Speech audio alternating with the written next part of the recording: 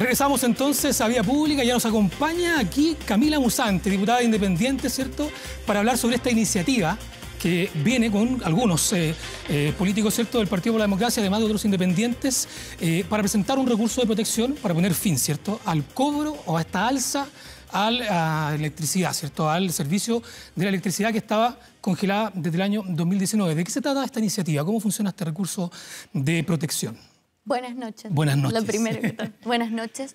Bien, como ya saben, todos están al tanto, va a existir un alza que ya comenzó a operar a partir del día de ayer, 1 de julio, que va a continuar en octubre con otra alza y que finalmente se termina de proyectar en enero del próximo año.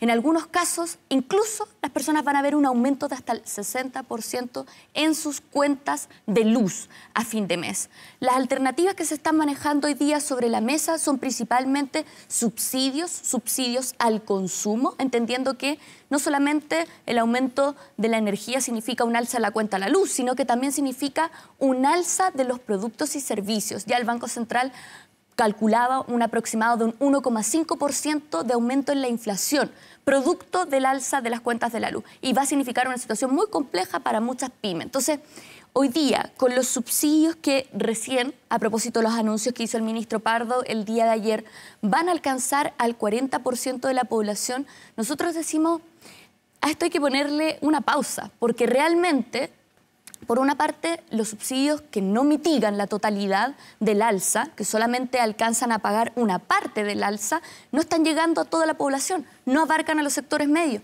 no se hacen cargo de la situación de las pymes.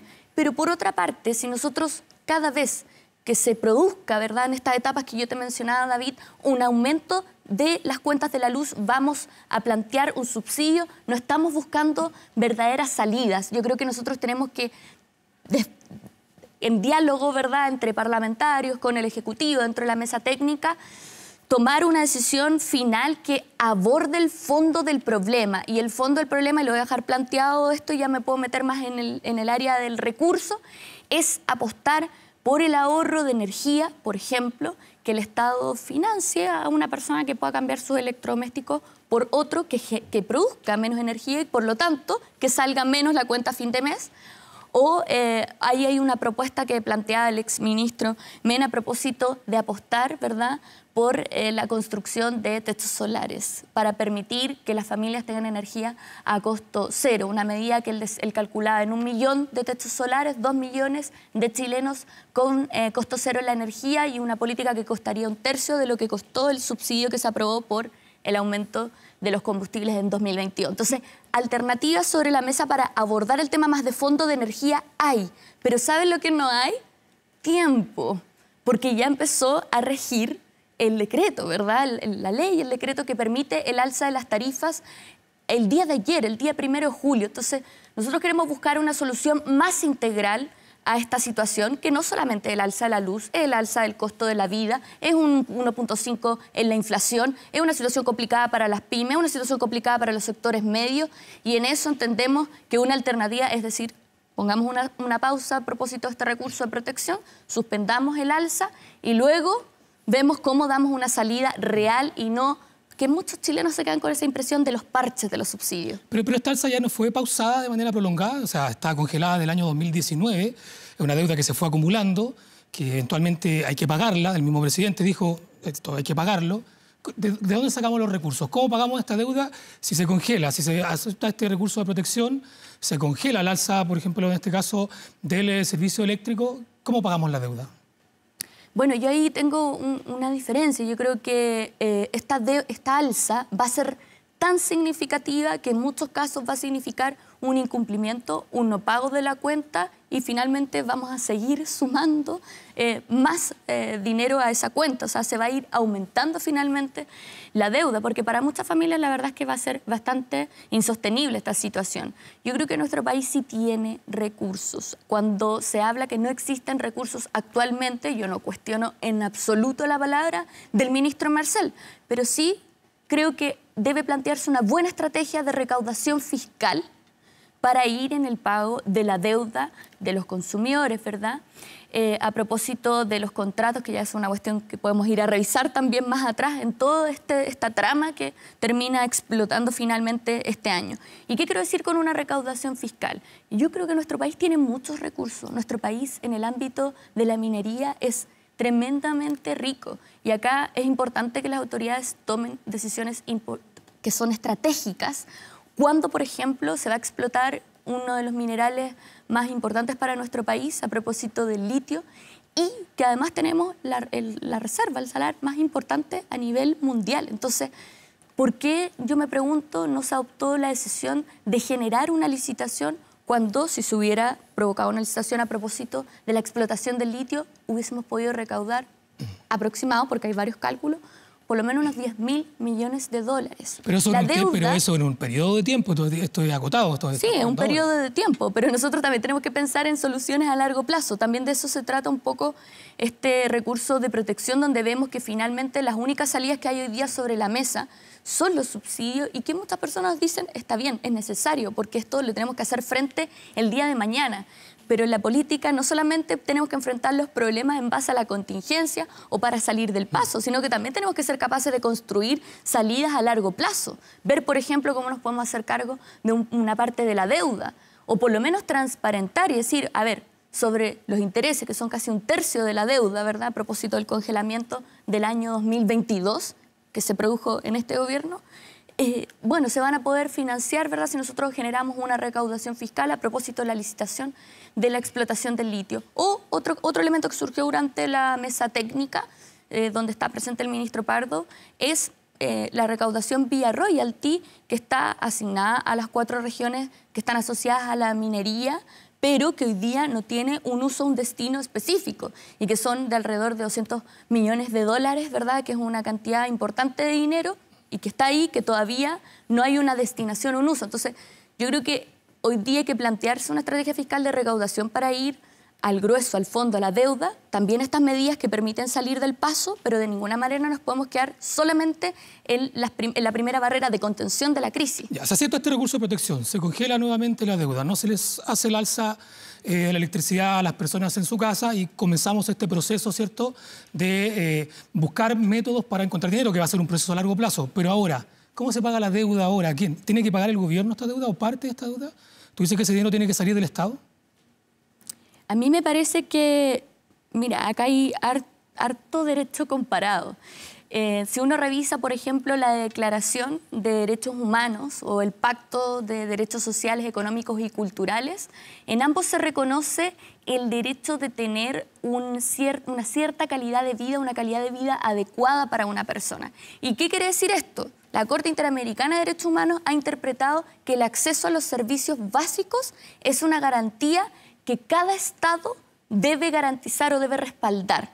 Por lo tanto, respondiendo a la pregunta que me hace David, yo sí creo que hay un deber de parte de todos los estados de garantizar el acceso a los servicios básicos. En el caso de nuestro país, claro, las personas tienen que pagar la cuenta de la luz sin lugar a dudas, pero cuando hay una medida que no ha sido suscrita por los consumidores ni los clientes de la luz en Chile, que va a cambiar, ¿verdad?, el bolsillo, el presupuesto familiar al punto de generar un incumplimiento en el pago de esa cuenta de luz, bueno, ya no estamos hablando que esté garantizado verdaderamente el acceso, ¿no?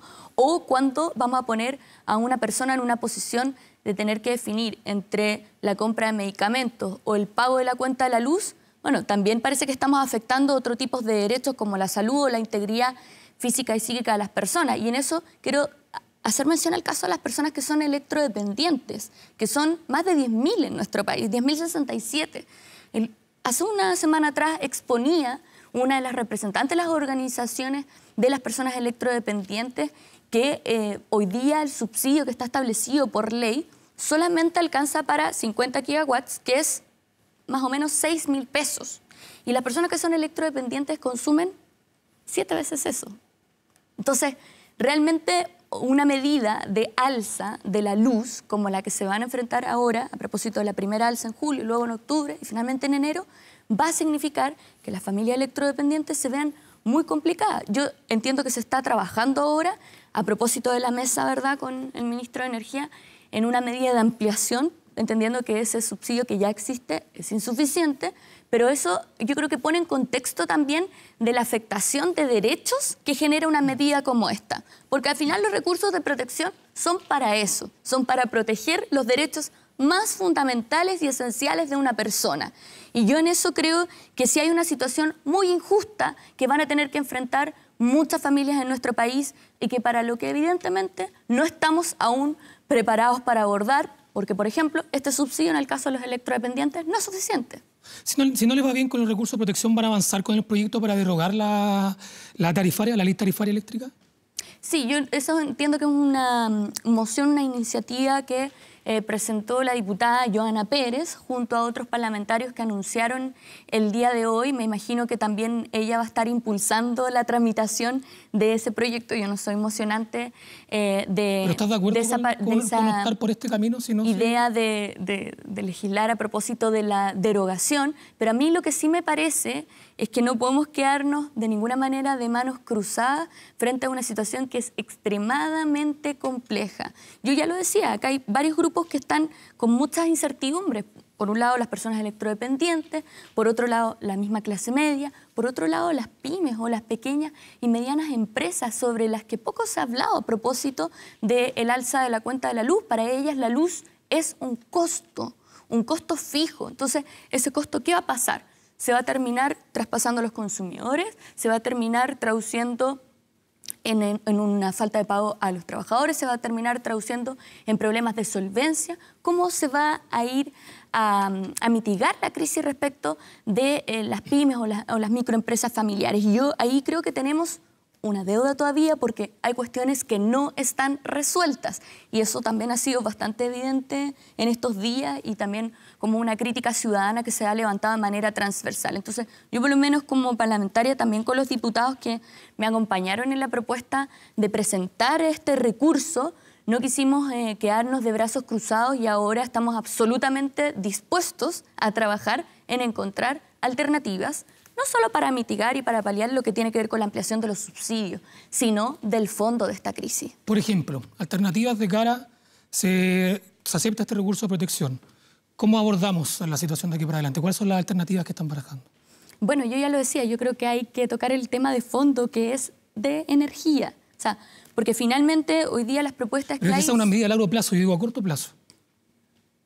Mire, nosotros hicimos una propuesta que tiene que ver con la rebaja del IVA, ¿verdad?, que fue aceptada y que fue incorporada, y a mí me parece que en eso el ministro de Energía tuvo muchísima apertura para poder completar y llegar al 40%. Habría que ver si una medida como esa se puede ampliar y también qué va a pasar a propósito de la propuesta que viene también del Ejecutivo sobre la contratación directa de clientes con los pequeños medios de distribución o PMGD que son conocidos y que permitirían también ampliar el espectro de personas que se ven beneficiadas con estos subsidios. Ahora, yo como quiero volver a levantar el punto, yo entiendo que hay que ir en ayuda de inmediatamente, pero por otro lado creo que si frente a las alzas que van a venir, recordemos que esto no es solamente ahora en julio, viene un alza en octubre, viene un alza en enero del otro año.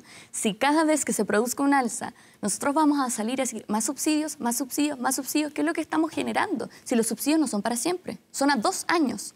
Entonces estamos como diciendo más gasto, más gasto, más gasto, más gasto, pero de aquí a 2 años nos vamos a volver a enfrentar a la realidad de los precios de la energía y esto va a volver a explotar. Para mí yo creo que eso es simplemente incentivar una olla de presión y hoy día tenemos que tratar de encontrar salidas que den respuesta al precio de la energía. Yo ya te mencionaba, por ejemplo, el incentivo del ahorro que se produce como una política de Estado y que sí da soluciones a largo plazo, porque finalmente si a mí me cambian mi refrigerador u otro electrodoméstico o ya la ampolleta de la luz por una que gasta menos, no solamente voy a tener el ahorro en que el Estado me está subsidiando esa compra, sino que en el largo plazo yo voy a gastar menos energía y por lo tanto mi cuenta va a ser más barata. Desde ese momento hacia el futuro, no desde ese momento hacia 2 años más, como está planteado ahora en los términos del subsidio.